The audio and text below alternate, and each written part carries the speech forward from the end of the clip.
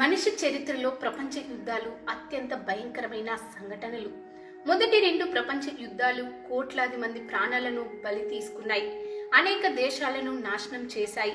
అయితే మూడో ప్రపంచ యుద్ధం జరిగితే పరిస్థితి ఎంత భయంకరంగా ఉంటుందో ఊహించడమే కష్టం. ఈ యుద్ధం జరిగితే భౌతిక విధ్వంసమే కాకుండా ఆర్థిక, రాజకీయ, సామాజిక వ్యవస్థలు పూర్తిగా కుప్పకూలిపోతాయి. ప్రపంచంలో ప్రస్తుతం వివిధ కారణాల వల్ల ఉద్రిక్తతలు పెరుగుతున్నాయి. ముఖ్యంగా అమెరికా, రష్యా, చైనా వంటి శక్తివంతమైన దేశాల మధ్య రాజకీయ విభేదాలు తీవ్రమవుతున్నాయి. ఇజ్రాయిల్, పాలస్తీనా, ఉక్రెయిన్, రష్యా, ఇండియా, చైనా లాంటి ప్రాంతీయ పోరాటాలు మరింత ఉద్రిక్తతను పెంచుతున్నాయి. అంతేకాకుండా ప్రపంచ ఆర్థిక వ్యవస్థలో ఆధిపత్యం కోసం దేశాల మధ్య పోటీ పెరుగుతుండటంతో పాటు కొత్త రకాల అణు ఆయుధాలు, బయోలాజికల్ వెపన్స్, కృత్రిమ మేధస్సు ఆధారిత రోబోటిక్ సైన్యం వంటి సాంకేతికతలు యుద్ధాన్ని మరింత ప్రమాదకరంగా మారుస్తున్నాయి. ఈ యుద్ధం అనుకోకుండా ఒక చిన్న సంఘటన కారణంగా ప్రారంభమయ్యే అవకాశం ఉంది.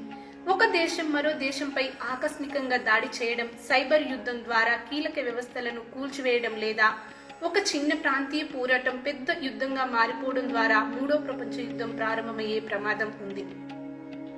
2040 సంవత్సరంలో ప్రపంచ పరిస్థితి పూర్తిగా మారిపోయింది.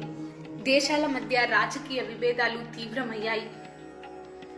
అమెరికా, చైనా, రష్యా వంటి అంతర్యుద్ధం లాంటి వాతావరణం నెలకొంది. భారతదేశం, జపాన్, ఫ్రాన్స్, బ్రిటన్ వంటి దేశాలు తమ మిత్రపక్షాలకు అండగా నిలిచాయి.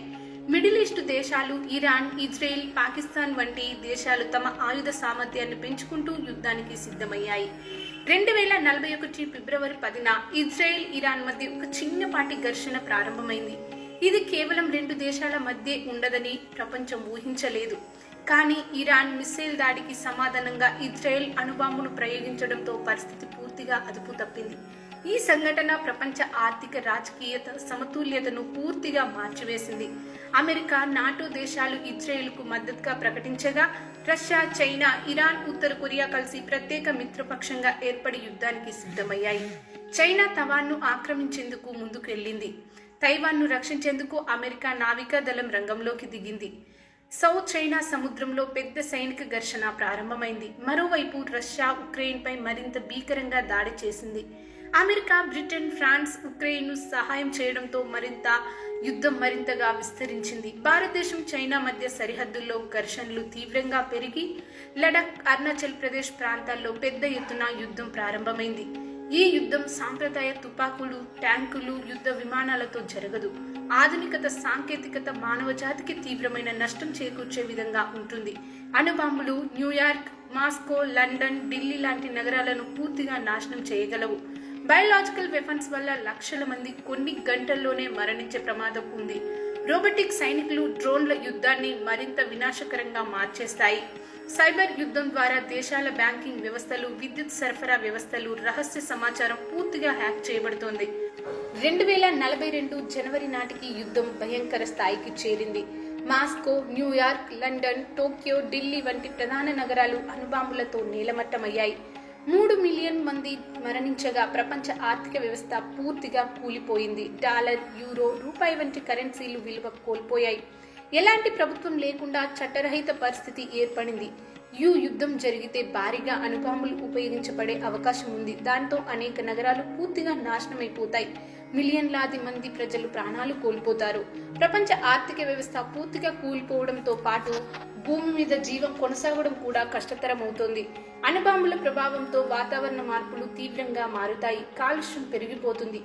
ఈ విధ్వంసం వల్ల భవిష్యత్తులో మనం ఎక్కడా పూర్తిగా నివసించకుండా మారిపోతుంది. మనిషి మళ్ళీ నూతన జీవన విధానాన్ని అన్వేషించుకోవాల్సిన పరిస్థితి వస్తుంది. అయితే మూడో ప్రపంచ యుద్ధాన్ని పూర్తిగా నివారించగల మార్గాలు కొన్ని ఉన్నాయి. శాంతి చర్చలు, దౌత్య మార్గాల ద్వారా సమస్యలను పరిష్కరించుకోవడం అత్యవసరం. దేశాల మధ్య సహకారం, సమన్వయం పెంచడం ద్వారా మిగతా ప్రపంచాన్ని యుద్ధం వైపు వెళ్లకుండా నియంత్రించగలుగుతాము.